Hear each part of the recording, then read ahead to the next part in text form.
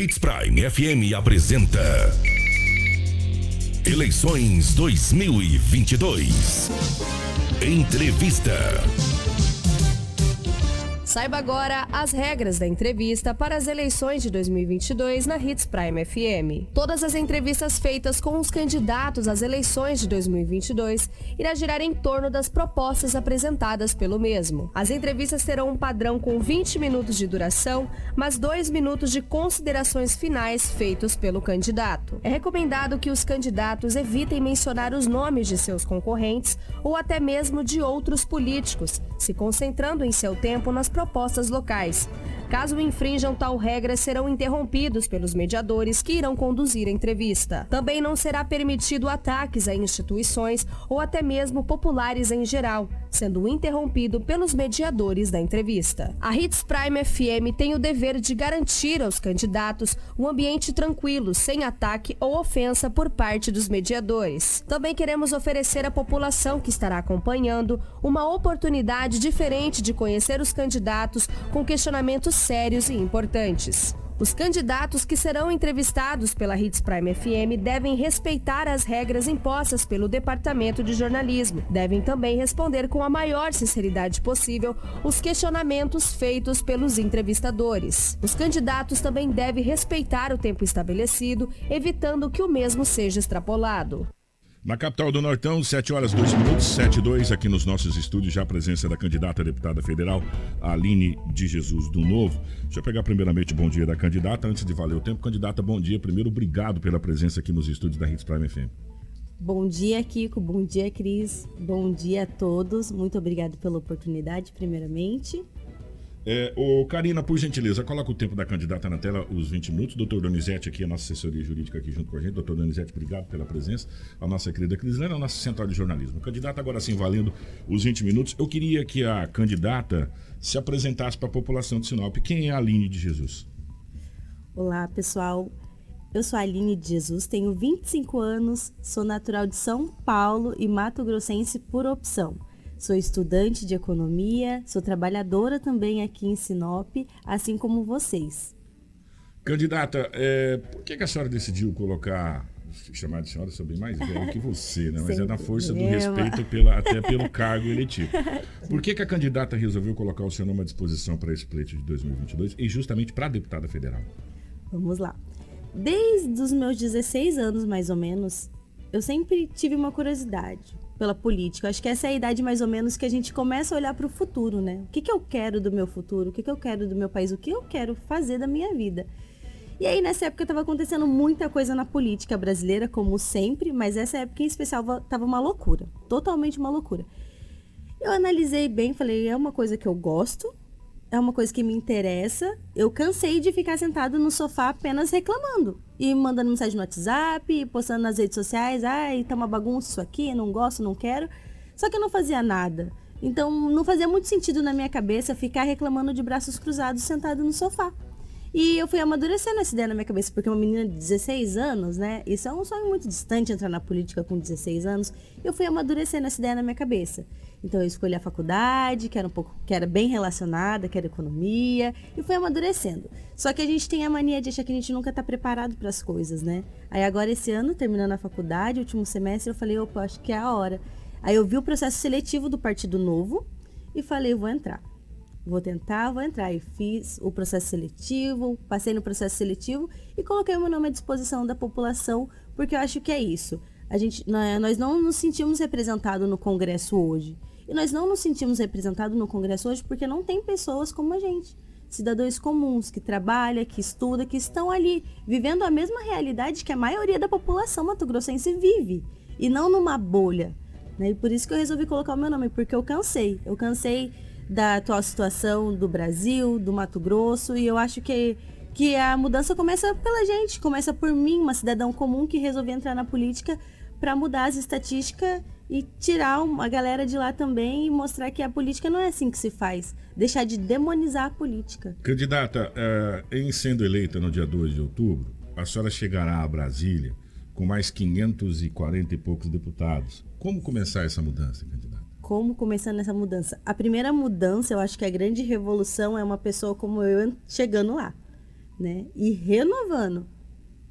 Eu acho que essa é a primeira mudança que a gente vai ver, porque o que a gente vê na política mato-grossense, Brasil, as mesmas pessoas todas as vezes sendo reeleitas. Todos os anos, as mesmas pessoas. Então, eu acho que a primeira mudança é essa. É extenso o quadro de candidatos? É extenso. Totalmente. Mas é o que o Novo já vem lutando, e eu acho que isso está se enraizando cada vez mais na política brasileira. Então, eu acho que esse é um passo de transformação. É mostrar que a população tem que fazer parte também, que a gente tem que estar ali brigando com esses 500 e poucos candidatos, que seja. Vamos para a luta, vamos brigar. Eu ia começar pela sua área, que seria a questão da economia, mas eu vou inverter. Eu vou começar pela questão da educação, porque a candidata deu um gancho que com 16 anos te deu esse estalo de falar assim, olha, eu estou sentado, eu estou aqui no meu telefone, eu estou no meu WhatsApp, eu estou na internet, eu estou reclamando, tal, eu quero entrar realmente na política. Para que mais jovens tenham essa oportunidade, a gente tem que ter uma educação cada vez mais forte. Qual o projeto que a candidata tem, o que a candidata pensa em chegando em Brasília como deputada federal para a educação? E não é de Sinop, lembre-se, deputada federal, né? Federação.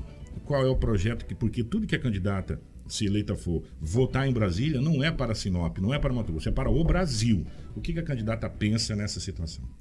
Exatamente. Tudo que a gente vota lá é para o Brasil todo e tudo passa pelo Congresso.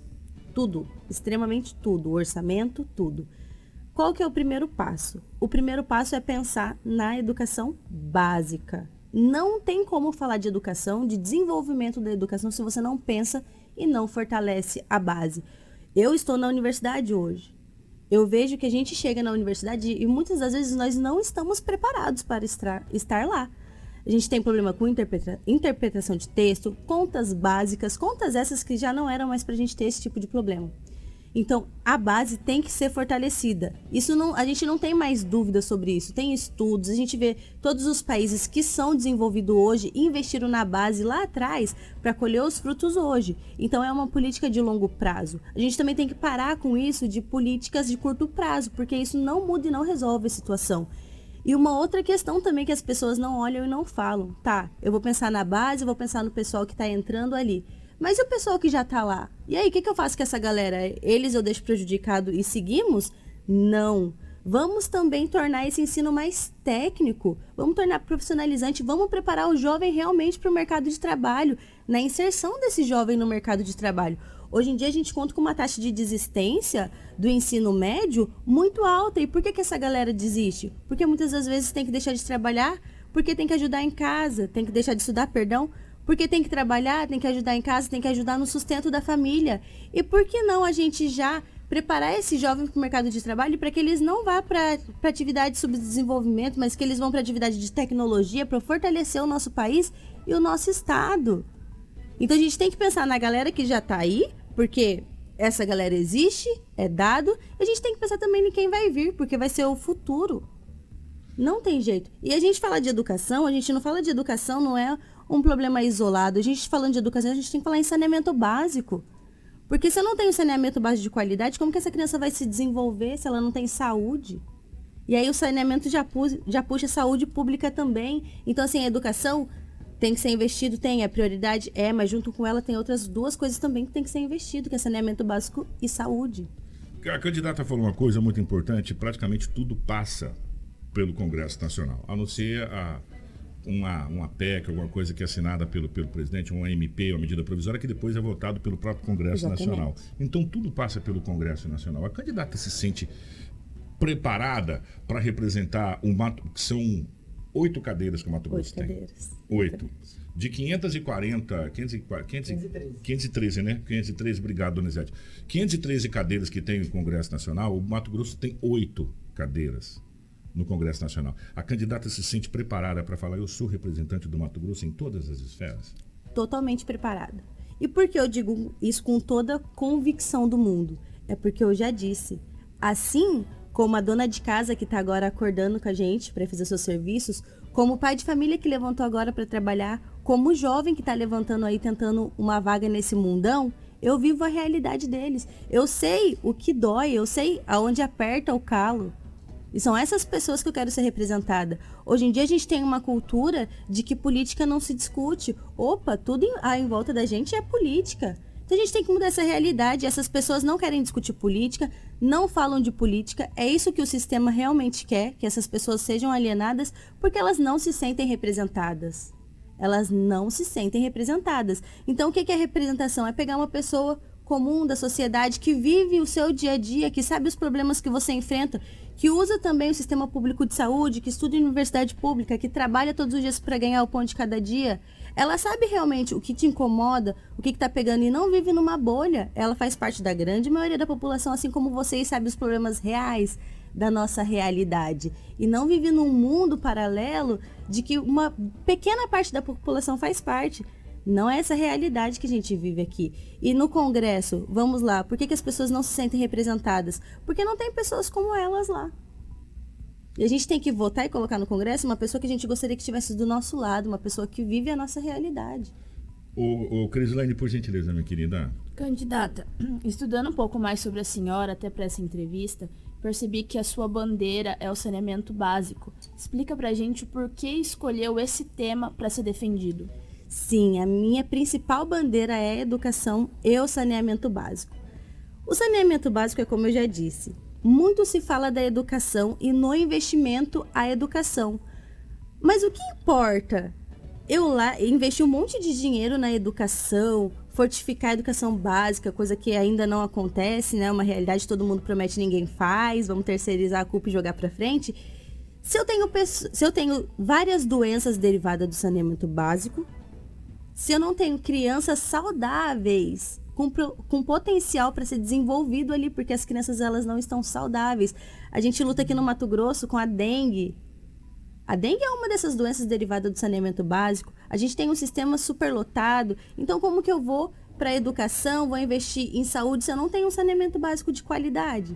Sendo que o saneamento básico ele vai refletir diretamente nessas duas coisas, que é na educação e na saúde.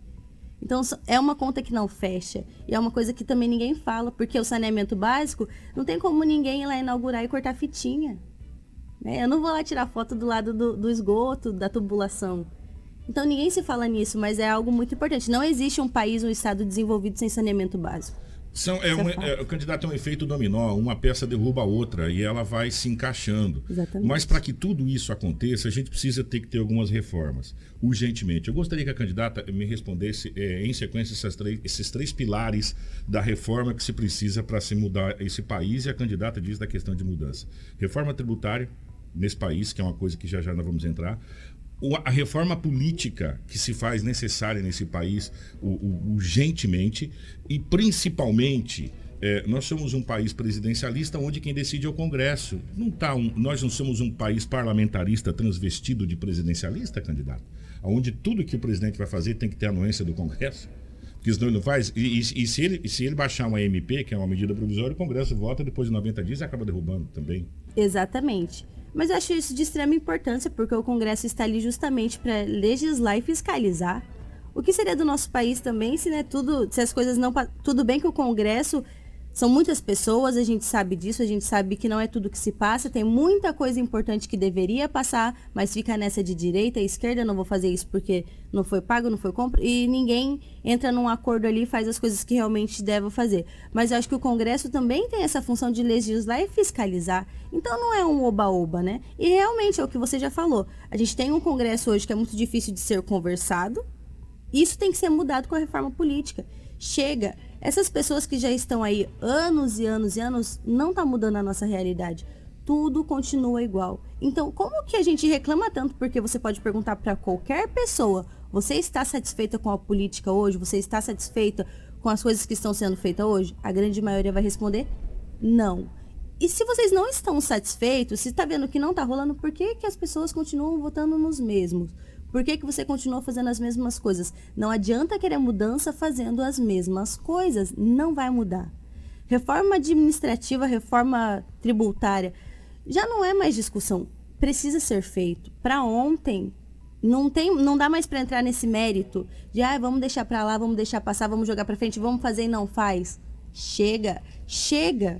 É isso que ninguém aguenta mais. Essa terceirização da culpa. Candidata, sabe? Eu quero vir para o Mato Grosso, agora vou entrar na área que a candidata está cursando, que é a questão tributária, a questão econômica. O Mato Grosso hoje, ela é uma das grandes peças da balança comercial desse país. Muito se fala do agronegócio, se fala da questão da produção de grãos, mas eu quero especificamente começar do pequeno. Eu gostaria de saber se no projeto da candidata chegando a Brasília no dia 2 de outubro, o que o pequeno produtor, aquele lá da Brígida, da Celene, da Branca de Neve, das comunidades, aquele que faz o seu salaminho, o seu queijo, vem para a feira com o seu defumado, para o pequeno produtor, aquela agricultura familiar que é, e às vezes é esquecida, a grande base de sustentação de muitas cidades. Com certeza. Para esse pequeno produtor e para o grande também, é uma coisa que eu venho batendo bastante e que precisa ser feito. Primeiramente, não tem como um estado ou uma cidade, uma região ser competitiva no agronegócio, na industrialização, no que seja, se ela não tem infraestrutura. Não tem como. A conta não fecha e a conta não bate. Como que eu vou tornar esse pequeno produtor produtivo e competitivo com o mercado se ele não tem infraestrutura, que é o mínimo para ele conseguir se desenvolver e exercer a sua atividade com maestria? Impossível. A gente aqui em Sinop tem contato com a BR-163, a BR da morte. Todos os dias, se você pega o seu celular, você vê a quantidade de acidente que tem na BR. Ninguém aguenta mais. E aí, quando você pergunta para alguém, para alguma das pessoas que estão hoje, dos políticos, e a BR-163? A BR-163 só é falado por político de 4 em 4 anos. Parece Copa do Mundo. E todo mundo joga a culpa pro outro. Não é do prefeito, não é do fulano, não é de ninguém. Então é de quem? Entendeu? Se não são os políticos que vai tomar conta e vai fazer alguma coisa, é de quem? Como que eu vou chegar nesse produtor e falar para ele, olha, então, vou te dar incentivo, vou fazer isso, aquilo outro, se eu não dou o mínimo para ele, que é infraestrutura, para ele se tornar competitivo com o mercado? E como que a candidata pretende resolver isso? A 163 tem que ser investido, tem que ser duplicado. Chega dessa de ficar jogando a culpa para um, para outro. Vamos pegar, vamos fazer alguma coisa, vamos olhar o projeto. Não tá dando certo quem tá aí. Ninguém fez nada até agora. Todo mundo jogou para frente, jogou para trás e ninguém fez nada. Vamos sentar, vamos fazer um projeto, vamos conversar, vamos levar pro Congresso, vamos mostrar números, porque ninguém aguenta mais. Todos os dias, se você pega o seu celular, todos os dias que eu pego o meu celular, entro no Instagram, entro no Facebook, entro em qualquer site, são dezenas e dezenas de vidas perdidas na BR-163. E qual que é o custo da vida? Porque muito se fala de que já foi gasto muito dinheiro, vai se gastar muito dinheiro com o projeto, duplicação, ninguém vai fazer. O asfalto em si já é horrível ali para você andar. Candidata, nós vemos que a proposta do candidato à presidência também do seu partido, ele apoia estimular a parceria entre o SUS e a iniciativa privada. Sim. Na sua concepção, você acha que isso funcionaria? Sim, porque a gente vê o SUS hoje é um grande modelo aqui do Brasil para fora, né? A gente sabe disso que, infelizmente, graças a Deus o SUS mas infelizmente ele não atende todo mundo. Infelizmente ele não dá conta de atender todo mundo. Vamos falar nível Mato Grosso aqui. A gente tem o SUS, que atende a grande maioria das pessoas e da população. Se eu faço uma parceria com a iniciativa privada, eu consigo atender mais pessoas e trazer mais qualidade, porque eu trago também competitividade. Eu não sei de onde que surgiu que a concorrência é algo ruim no Brasil, né? A gente tem muito isso de que a concorrência é algo ruim. E não. A concorrência democratiza as coisas. Ela mostra para você seus pontos fracos, seus pontos fortes e faz você melhorar com isso. É para isso que eu vejo a concorrência dessa maneira. A concorrência não é meu inimigo. A concorrência é algo para eu melhorar. Então, como que eu chego lá no Apiacás e eu não tenho um sistema público de saúde digno lá e uma pessoa quebra um braço, porque essa é a realidade hoje, ela quebra um braço, que é uma coisa simples de se resolver se a gente tivesse um sistema, no mínimo, eficaz. Ela tem que se deslocar para Alta Floresta para fazer um procedimento. A candidata foi a Piacás por quê? Porque Sinop está desse jeito. Sinop... Por que a senhora foi tão longe?